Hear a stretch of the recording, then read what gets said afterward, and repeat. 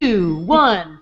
Hey everybody, welcome to Genesis Office Hours, episode number 21, where I have got Diane Kinney and Shay Bocks in the house. Hello, ladies. Hello. Hello.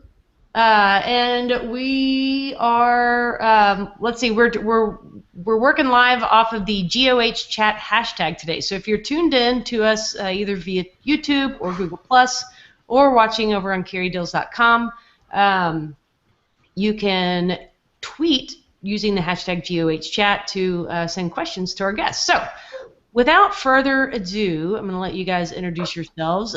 Diane, tell the world who you are. Oh, who am I? My name is Diane Kinney. I am the owner of the Versatility Group, which is a boutique web design and graphic design agency. We do a lot of Genesis websites, and we do other things like contract marketing services on an ongoing basis for clients.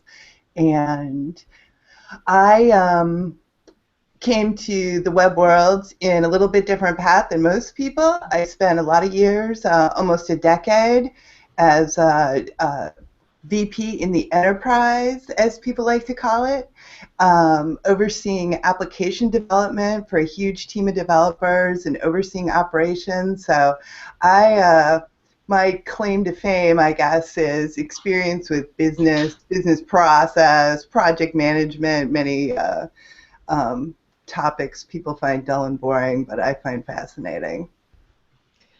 I didn't realize that was your claim to fame. Well, I have numerous claims to fame. Yeah, I thought it was the go-kart team. My claim to fame is Carrie. Shay, tell us a little about yourself. I am Shay. I am calling myself an internet marketing consultant these days. I work exclusively with WordPress and Genesis, and I like to work with food bloggers, nutritionists, all kinds of neat people out there, and we work on all the branding and the website design with Genesis. And last year I released my first child theme, which is Foodie. It's done pretty well over at Studio Press, so that's made me quite happy. And now we're on to bigger and better things.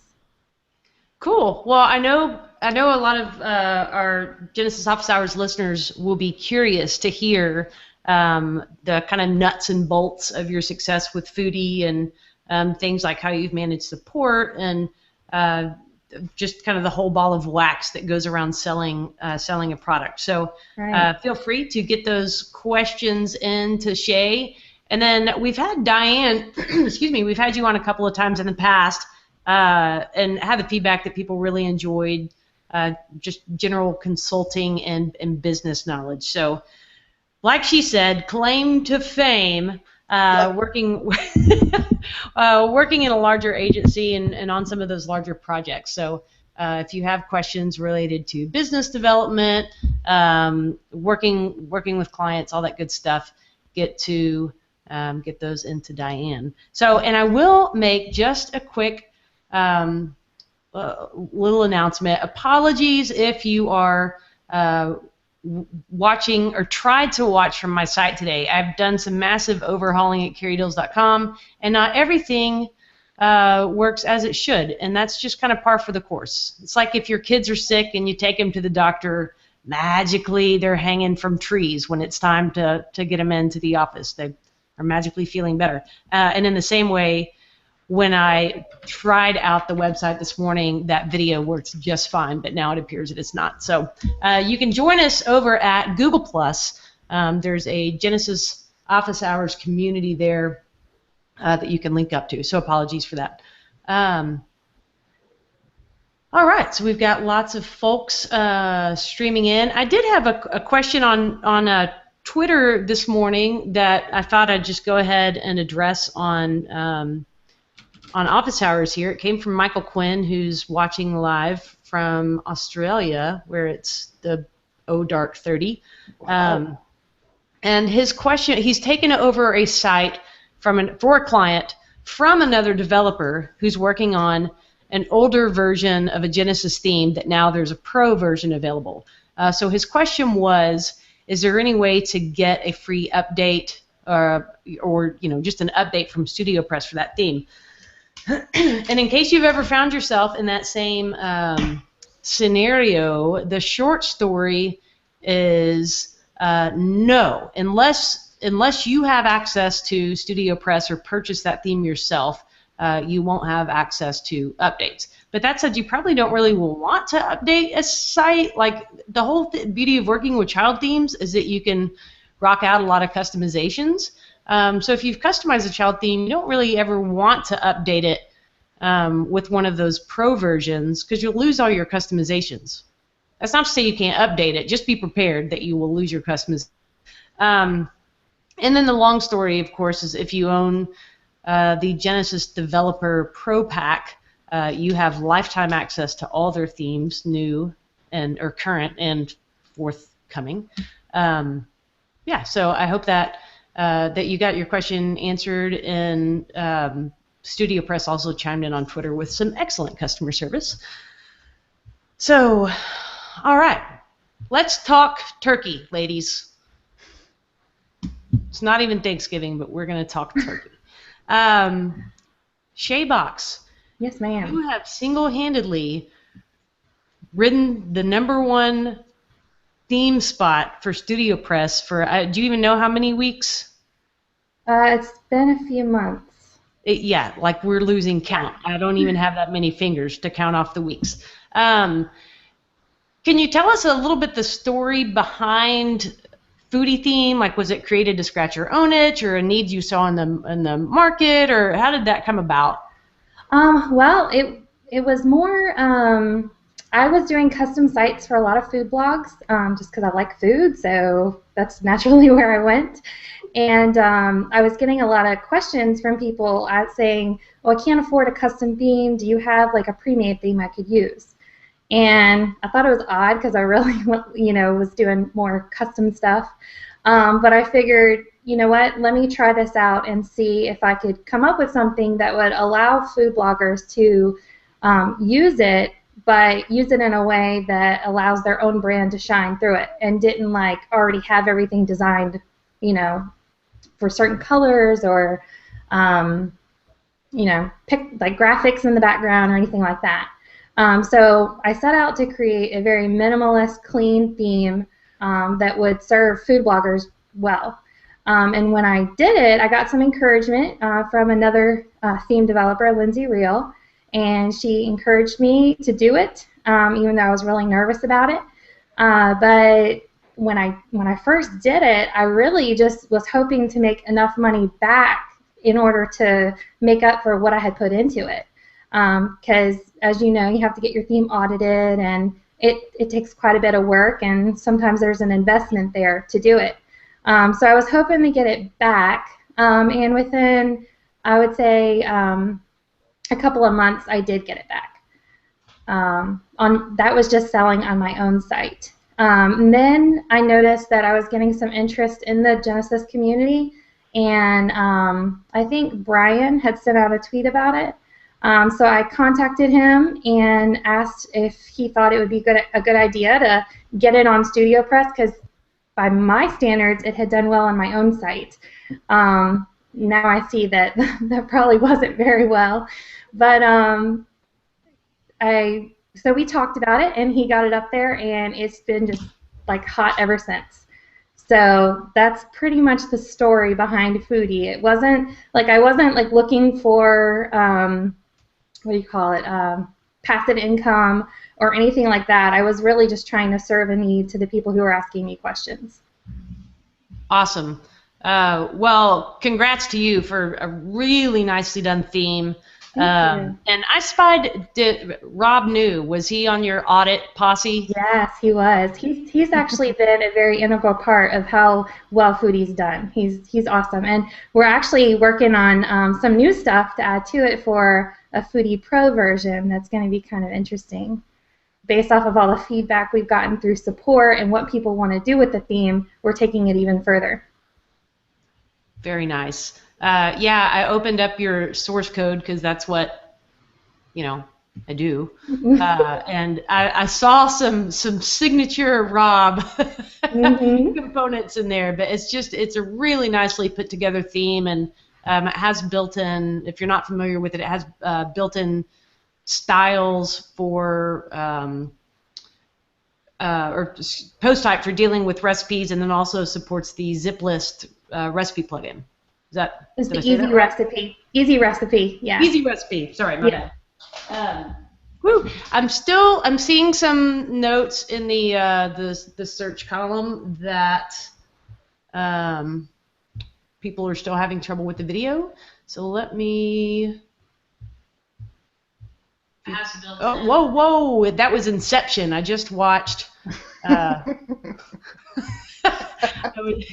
Just had the video going. Okay, so I just retweeted. Thank you, Quality Design, for throwing up that YouTube link so you can watch it there. So again, sorry for the technical difficulties.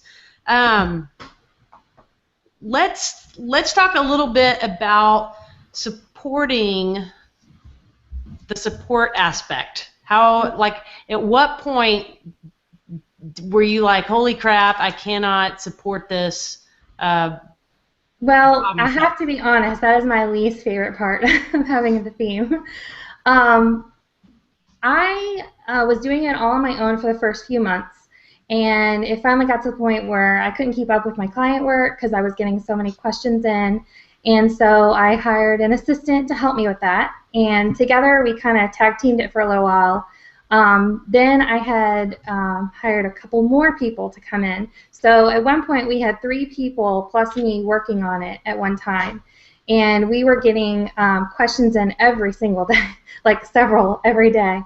And so it became something that I had to put to the side and have some other people help me with it because it wasn't something I was able to keep up with. Yes, +1 for bringing in help on that support aspect. Yeah. If I could take a commercial break to talk about Pressnomics, they're blowing up my Twitter stream right now. If you haven't heard of Pressnomics, it's like all the people you would see at a WordCamp that are really into the business aspect of working with WordPress. Pressnomics is that conference. And Diane, have you just been clicking refresh, trying to get your early bird ticket today? Yeah. I'm very excited for the 6th, though, when they release the tickets, because we have a hotel room, but no tickets. Well, we're going to go to Phoenix and have fun anyways with her. I mean, we'll maybe just kind of hang out in the lobby. Hang out in the lobby. We'll be lobby lizards. Yeah. Lobby lizards. I was thinking lobby rat, but lobby lizards sounds better. Yes, so hopefully we can get our Pressnomics tickets and head to that. Shay, have you ever gotten to go to one? No, I've never been to any kind of conference or anything, so I hope to go to something one day. What do you live in, Shay? I live in coastal Virginia. So as far as I know, there's nothing really close. I think the closest thing would be like New York. For conferences that I've seen. Right. Well, WordCamp is excellent fun, so if there's one close to you, you should go. Or come to Florida. There's 3 in Florida: Tampa, Orlando, Miami. Here's a shameless plug. There's one in Dallas-Fort Worth happening October 4th, and we're now accepting speaker applications through the WCDFW website. You can track that down. I would love to see you in my neck of the woods. So there's a personal invitation, Shay. I have and family Diane, there, so maybe I have to do it. Do it. We'll get you a cowboy hat and everything. We have the misfortune of being scheduled the exact same weekend as WordCamp Tampa, so I've lost Diane to the. Yeah, that's true. Hometown represent. What can I say? Yeah, hometown representing. Although I really wanted to go to Dallas-Fort Worth. So maybe next year you can not, have conflicting WordCamp schedules. Well, I'll have my people look into that. Thank you. Thank you. Yes. I never had people until I met Rebecca from Web Savvy Marketing, and then I learned that, boy, everybody needs to have people. People are everything. Yes. For people who are either watching or maybe they're going to be listening to this later on iTunes, I just want to describe what's behind both of you. That's clearly not on purpose, but it seems like maybe a common theme with WordPress developers, or at least those of us that work from home, is the shower curtain in the background covering over. Diane, yours is a shower curtain too? Mine are curtains. Oh, real curtains. Carrie. Oh. So when you work with enterprise level clients, you actually hang a real curtain, not just a shower curtain. Mine are blackout curtains because the glare from the window completely washes out my monitors. So I have these curtains that are closed all the time. But I'm considering upgrading and adding some woven bamboo blackout shades. So perhaps the next time we meet, it will have a little bit different look. I like the shower curtain a lot. It's hiding a whole bunch of kid junk. I like it. I like the stripes. Woven bamboo. You heard it first here, folks. We've got some questions coming in. One from Jan, and this question is from myself and Shay. What are the demands from StudioPress for a theme in their store? From what I know, you have to kind of just be noticed by someone on that team, and most of the time you have to be connected in some way to them. When I contacted Brian, he actually said that Foodie was already on their radar because of maybe a tweet that Rob sent out or something like that. You have to be connected, and it has to be good quality code, I think. That was the first thing Brian said to me about Foodie, was that he opened up the functions file, and he was very impressed by it. So clean code, a good design, something that they think is going to pique interest in a niche market, I think, is what they're looking for. Yeah, I think you're spot on about already having a voice and participation in the Genesis community.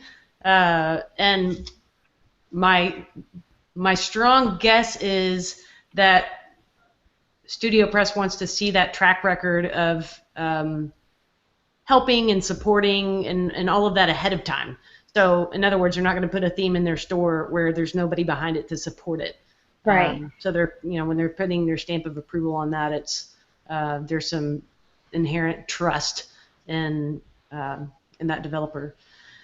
Let's see. Teresa wants to know what goes into auditing a theme.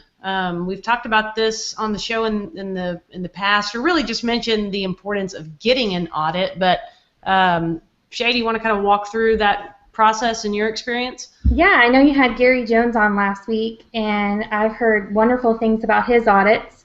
I ended up going with Rob New, which I don't know if he necessarily offers it as a service anymore, but he did it for me last year. And basically what it is because I would not consider myself an experienced developer. I know how to put code together and I can understand it, and I've written very little bit of it, but I needed someone who knew the ins and outs of it to make sure that what I had was correct. And so that's why you go for an audit, to make sure that everything's where it's supposed to be and written like it's supposed to, and that you're not going to have any problems down the road. So Rob opened it up and looked through it and fixed a few things for me, and then explained, what he was doing, and then it was all good from there. Yeah, absolutely, and I think the process serves kind of two functions. One is, like you said, Shay, getting your code up to snuff, making sure that you're doing things the right way, so to speak, and then the other part is just personal knowledge. You learn. Oh yeah. You learn a ton. So yeah, even think of it like proofreading something that you've written. When you're up close and personal with something and you've spent a lot of hours looking at it or crafting it or fine-tuning it, a fresh pair of eyes can pick out a spelling error in a nanosecond. So same thing with a theme audit or a code audit of any sort. It's really putting a fresh pair of eyes on and catching those things that you might have missed, or finding ways to make things work a little bit more smoothly. Right. That's a wonderful way to explain it. I like that.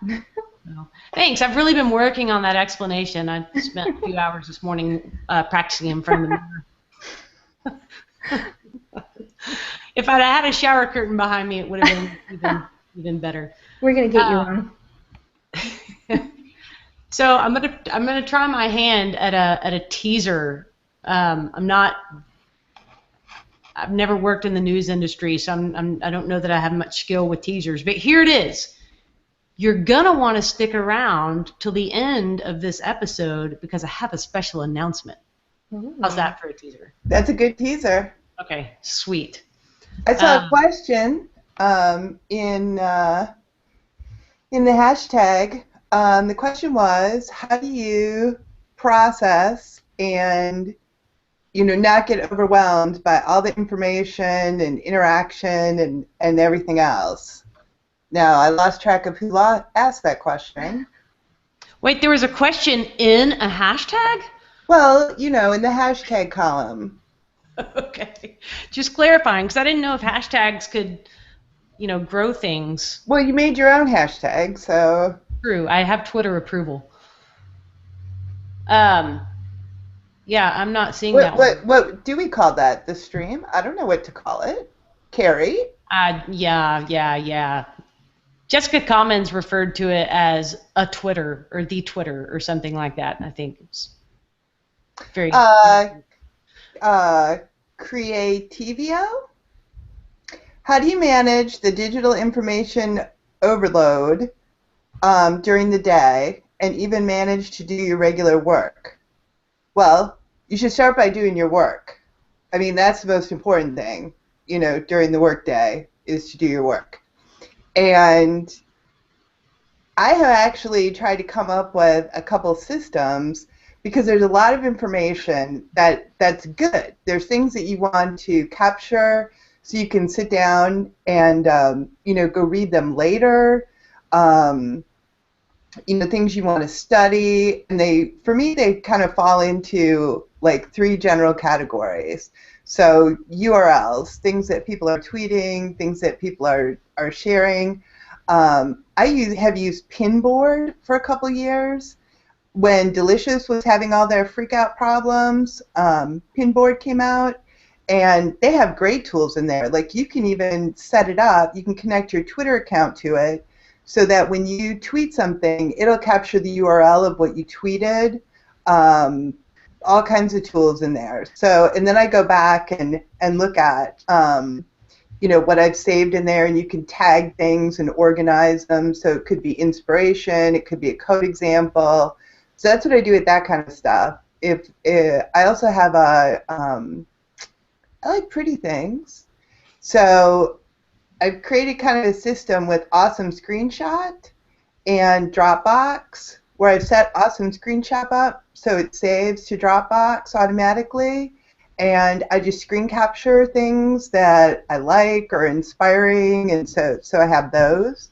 And that's kind of, and then I use OneNote. I used to use Evernote, but I hate Evernote, but it was the only one that worked on different devices, and they finally brought OneNote back so that it does that too. And then so if it's notes or things like that, I put those in OneNote. So that's how I deal with digital overload. Wow, you've got overload for your digital overload. Well, yeah. I typically I just use Twitter for breaks, so that having the actual stream open, and even if it's on a separate monitor, to see the movement is highly distracting. So I'll set a tomato timer. There's a site called tomatotimer.com or something to do, 30 minutes worth of just focused work. And then, when I get up, I'll take a look at the Twitter feed, see if there's anything new and exciting. And I don't feel the need. I've long ago lost the need to feel like I need to scroll back and look at what people said. The only time I'm doing that is if I'm waiting for a pizza and just need to kill some time. But yeah, I have no other information or no formal system other than just ignore it, like Diane said, when you're trying to get your work done. It's important to get your work done. Yes. Step one, do the work. I mean, I really think, I'm being kind of silly about it, but the way that I've always approached things is, nobody's going to pay you to tweet. I mean, I guess unless you're Kim Kardashian, that's a different scenario. But, that's not providing income.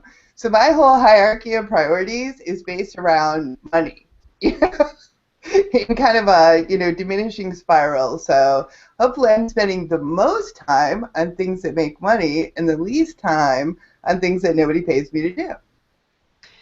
True. However, I would argue that indirectly, the relationships that you create and maintain in social media do make you money. I do agree with that. But I would be very nervous if I felt like I wasn't getting my work done because I was, spending time on Facebook and, Twitter and social chat, that wouldn't be good. True. Yeah. Oh, yeah. No argument there. Well, Shay, do you just turn it all, unplug the cable in the wall? Twitter's too fast for me. I'm not good with it, so that's why I'm not on there. I'm more involved in Facebook. There's a good group of designers on Facebook that I stay pretty up to date with. But yeah, other than that, I've got so much going on that I can't keep up with what everybody else is doing, unfortunately. There you have it. It's hard enough to keep up with ourselves, let alone everyone else. A question from Jackie to you, Shay. What inspires your designs? Everything. I take a very holistic approach to design, and so we're actually starting our beta round of an online e-course about design next week, and so I was just recording some of the stuff for that, and I was a little nervous because I'm a little worried people are going to think I'm a little weird and how I come up with, how I start designing, because it's very holistic and it comes from a goal-oriented,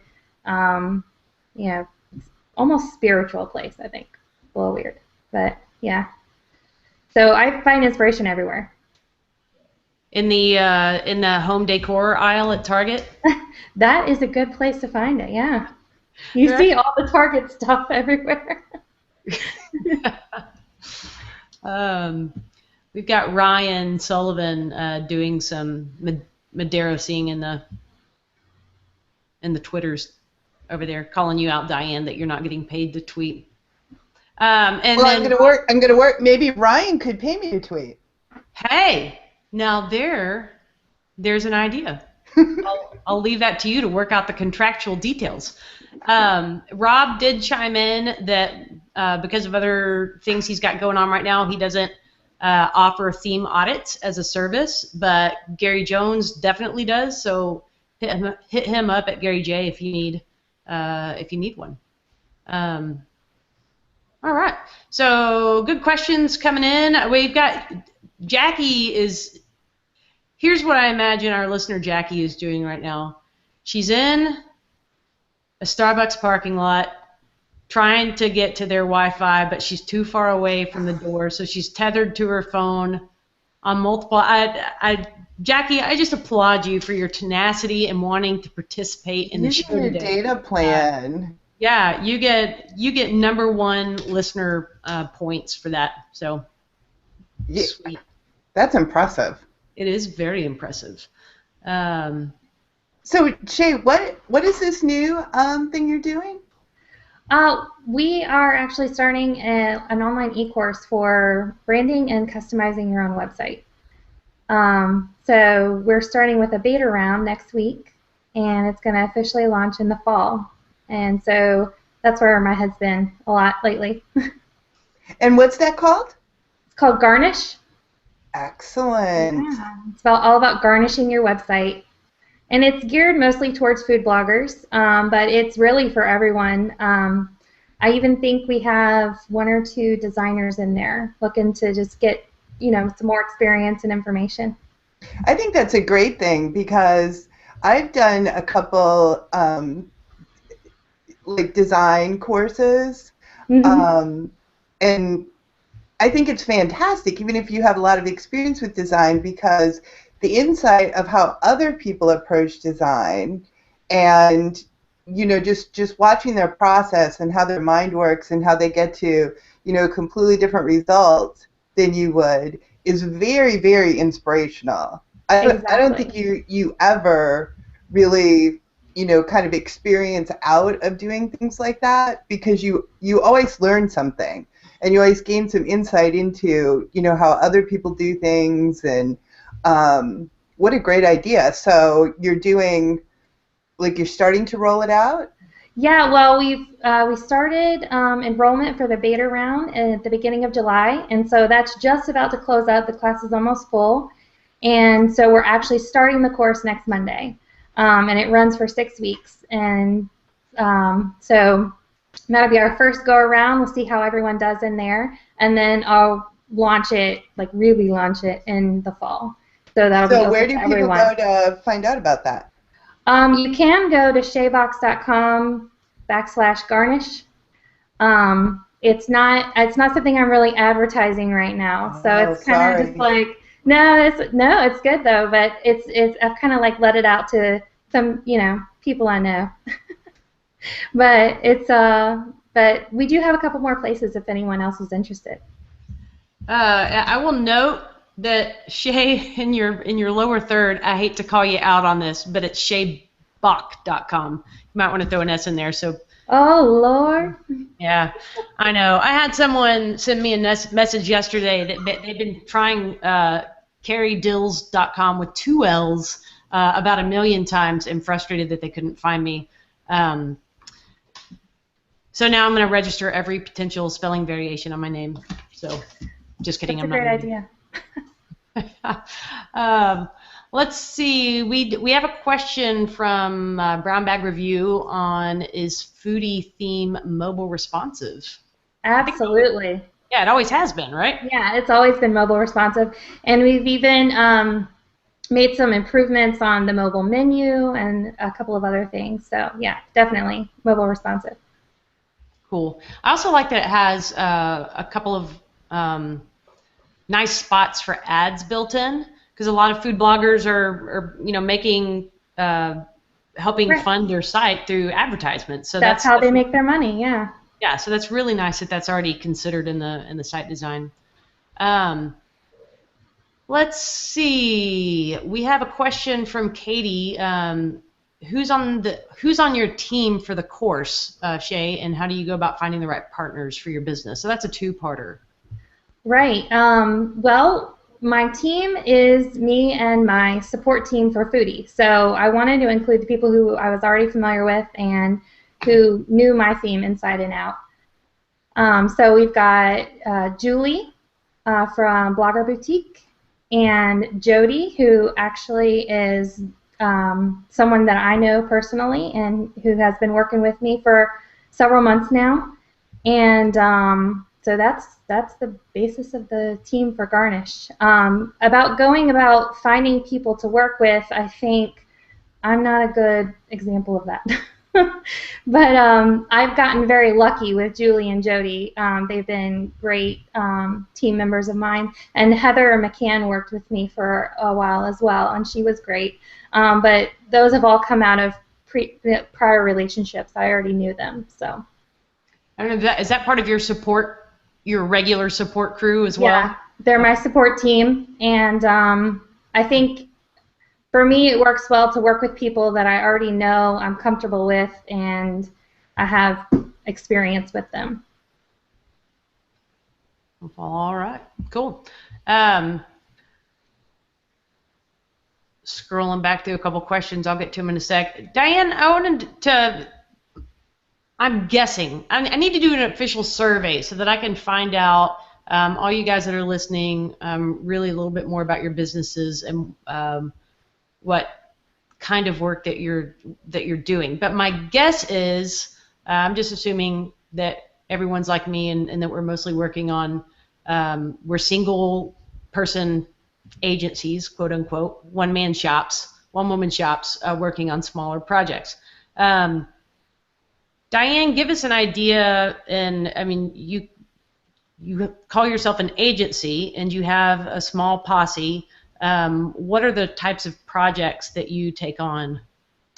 Well, I think that's an interesting question, because I actually think, I started this over 10 years ago, like before there was a WordPress, when we built, just hand-coded websites. And I was working on some fairly large websites then. And it actually never occurred to me, to be anything but an agency. Even as a single-person agency, you're still an agency. You're a real business, that's professional and offers services. And I sometimes wonder a little bit about the propensity to, the use of the word freelancer. Like, where are you going with that exactly? A freelancer to me implies like a freelance journalist. You're just going from place to place, doing whatever somebody needs you to do at that time, because it interests you or it pays well. That's my personal impression of what freelance means. So I think it's important for even single individuals or people who are starting out to think about, like, are you actually, are you committing to this? Like, do you get anything out of calling yourself a freelancer? Or a solopreneur? I mean, what is that? I don't even understand that. I'm a solopreneur. That makes no sense to me at all. So I guess I'm rambling, but this is something I think about a lot as I watch people, develop and talk about things and write blog posts and everything else. It's like, are you running a business? And do you want to be professional and do you want to be credible? Just give that some thought, perhaps. And so in the 15 years, give or take, that I've been doing web design and building websites, I've worked on projects with budgets ranging from, $500 favors to the largest project I ever worked on, I think was about $2.7 million in like total budget expended. And the scale of that, represents, I mean, when you're looking on the higher end, you're looking at large-scale sites, integrations, multidisciplinary project teams, how to manage that, deep functionality. Right now we're working on a project, about a 5-month project, that's fairly large, and what I do as an approach is, bring people in and out for specialty purposes, copywriters, advanced coding tasks, conversion tasks, different things. So, putting that kind of plan together and executing against it and getting a project done on time and, figuring out how to work at that scale is something that I had the opportunity to learn, earlier in my career by doing large-scale application development stuff. So I've been fortunate to, be able to translate that, to this type of work, which is tremendously helpful. I mean, the experience that I've been having more and more throughout the last year since I actually started talking to people. I used to be very introverted, sit at home and just work, is that there's a huge thirst, with people in this industry because they came to it as artisans, right? Like they're a great designer or a great developer or a great marketer, but they perhaps never even had a job in a corporate or a structured business, so that they never thought about procedures or documentations or banking or accounting or hiring and what can get involved in that or how to manage a team. Those things, all those skills are really kind of separate from the purity of code or the beauty of design. And so most of the conversations that I end up having tend to go in that direction. At WordCamp Miami, I think we spent the entire day Sunday, just in one-on-one conversations or small group conversations about like how to get a grip on your business, how to grow your business, those types of things. Was that really an answer? I don't know. It was a veritable cornucopia of information. Oh, good. For the solopreneur. The solopreneur, I cannot stand that. What does that mean? I don't know, but I'm really glad that my website doesn't say Carrie Dill's solopreneur on it right now, because you'd make terrible fun of me. Well, we would have a chat if it did. I mean, you could be sure. It's like I have a friend that's an entrepreneur, right? He's a multimillionaire, of course, as entrepreneurs tend to be, and being an entrepreneur for him means over the last 20 years, he's gone out and invested in businesses for the specific purpose of return on investment, short-term or long-term. He's owned fast food places. He's owned fully, but as an entrepreneur, his mission is making money independent really of how he does it. I don't think of myself really as an entrepreneur because I'm, passionate about, the growing and nurturing this one idea over a decade. I mean, I am an entrepreneur because I own a business, but, I just think these things are, the way people use these terms, things just, you run a business. So. No, you're right. I think there is kind of an inherent mental picture that comes along with the word freelancer that is maybe not how if someone is identifying that, I would identify myself that way, but true, when you say freelancer versus agency, there's a very different mental picture that comes to mind. So it's, maybe I'm doing myself a disservice. Well, and I don't think it even is necessarily the term, agency is terribly important. It just really, really conveying, I wouldn't really look at your business I would look at you as having a business. I would not really look at you as having a freelancer because you do several different things. You've been doing them for, about 5 years? Long time. But, Long time. So that to me, that's a business, I think. There you go. Business, East Side. We've got a question from Creativio on does one of you use a program or app to set up a new project? And if you do, which is it and why would you recommend it? This is the part where if I had my desktop server t-shirt on, I would. I love desktop server so much. By the way, I don't have a desktop server t-shirt. So Greg Franklin, if you're listening, I'm going to need one of those. I actually don't either, and I use it every day, I'd like to point out. I've used Blueprints, Direct Deploy, t-shirt would be excellent. I would wear it with pride. But yeah, the long and short of it is, in a traditional local development environment, you're either setting up MAMP and your database, or if you're on Windows, WAMP, or using one of those tools.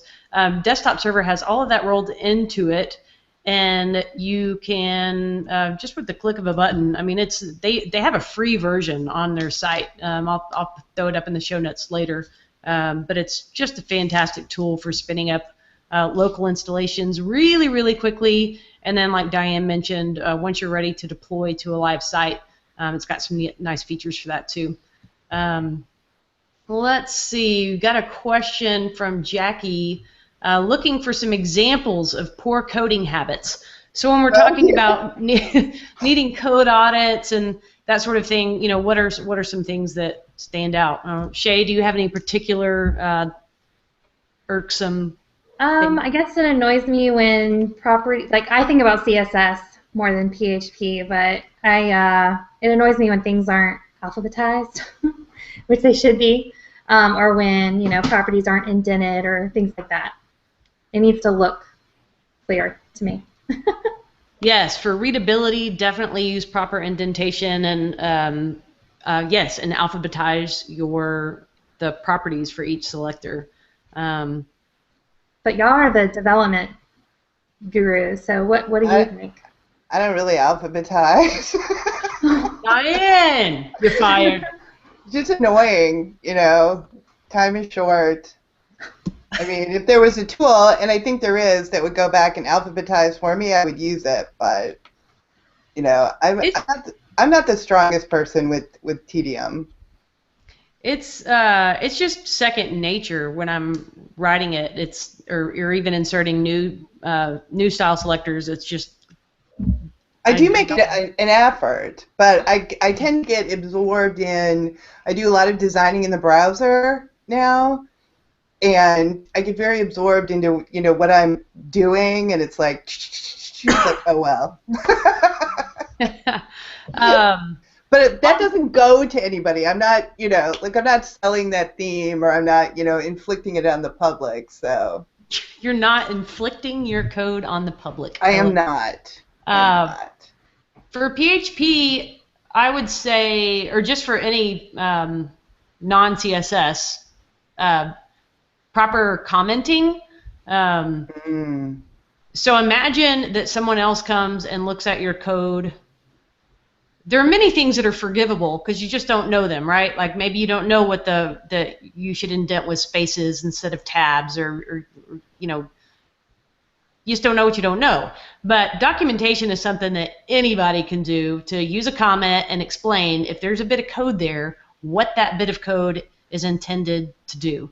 Actually opened up, I have a client from about 10 years ago I built them a site in classic ASP, and it's dreadful. I mean, the whole thing is just a cluster of dread, but I was trying to troubleshoot something, and I opened up one of those ASP files and sure enough, there was a doc block that commented that file was created in 2006. The last time I touched that file was in 2009, and then it had, I loved my past self because my past self documented what that code was. That now looking at it, I haven't worked with ASP in many, many years, but looking at the comments, I was able to kind of pluck apart at least, get an idea for what it was I needed to change. So do comment your code both for your future self or for another developer that may come along and work with your code afterwards. And I think another idea that goes hand in hand with that I've been trying to work on a system for is also documenting your project, because you make these decisions, like when you're actually building a website for someone, and you're making all these decisions from architecture to plugins to across the board, and then 3 years go by and you have no idea. Like, I don't know why I did that. I don't know why I chose that. On a smaller site, it's less of an issue, but I had several instances where I went back and was like, I just don't remember, why I did this or how I did this or what my thinking was. So I've been trying to capture, the project more, which is not something that I've really done before, but that, like, by the time each project is done, it almost has a little, here's a summary of what I did, that not for the client, but like for me, or I could actually give it to another developer, here's what was happening. What format do you recommend? I mean, are you just kind of keeping a running Word document, or? Well, I'm using OneNote and just like a notepad, sometimes, and I'm just keeping a running, list of notes for myself, and then I'm just saving like a text file in the when I set up a project. One of the things that I figured out a long time ago was every project gets the same file structure every single time. So client name, and then inside client name is always configuration, content, graphics, notes, website. There might be a couple more, but I take that empty folder structure and paste it into every new client's directory. And so in the notes file, I'll keep anything like licenses for their plugins, notes about the project, that type of stuff. Great idea. I love that. And I would also add that if you're using, from a developer perspective, if you're using version control, then your commit messages contain similar documentation for when you're, why you made a decision or what you changed or what issue it was addressing, those sorts of things. So documentation for the win. Let's see. Gary Jones is tuning in or saying that CSS Comb is a service, Diane, that can help your CSS. He's going to solve my alphabetation problem. I love it. I love it. I'm going to use it. We have a few minutes left together, so if you want to throw your questions over to GOH chat, we can get those in. And I know you've just been waiting on pens and needles for this super exciting announcement. I hope you think it's exciting. Otherwise, it'll just go over like a fart in church. But a few weeks ago, I posted over to our Genesis Office Hours Google Plus community whether anyone might be interested in a book club. And I got a pretty good response on that. There were some folks that were concerned about, the length of the book, or sounds like a good idea, but maybe I wouldn't read it, just like a real life book club goes out. Anyhow, since this podcast started as an experiment, might as well continue in that vein. And I would like to introduce a book club episode of Genesis Office Hours, maybe shooting for every 6 weeks or so. And my intention is that even if you don't have time to read the book, the discussion will still be worthwhile. So don't feel like that you can't tune into those episodes, because I think there'll be some good juicy tidbits for everyone. And to kick us off, for our first book club, which will be 6 weeks from now, on September 11th, I'm picking a fantastic book about pricing from Chris Lemma, and it's an ebook. So bonus points for being inexpensive and a quick read. So I think that we can tackle that in 6 weeks, and it's called The Price is Right. I'll throw in a link over my show notes. Oh, I said show nuts, and that's funny. That is funny. Wow, sorry. Show notes, so that you can pick up a copy of that if you'd like to participate. Anyway, I think we'll have some good discussion points around that. And my intention will always be to select books based around business and making our businesses and our work life easier. So we'll certainly open up the floor to suggestions if you have books that you'd like to throw into the ring there. Let's see, a question from Teresa of outside of local WordCamps, what conferences do you attend? Pressnomics is on my wish list. If I can get a ticket, I'll go to that. Shay, you said you don't do? I haven't done any yet. I would love to see something local here. We have a meetup, but I think they use it mostly for businesses who use WordPress, not necessarily people who work with WordPress. So. Well, and Virginia is a beautiful place. I would like to go to WordCamp in Virginia. Maybe something will happen. I think a really good idea too is to think about non-technical conferences.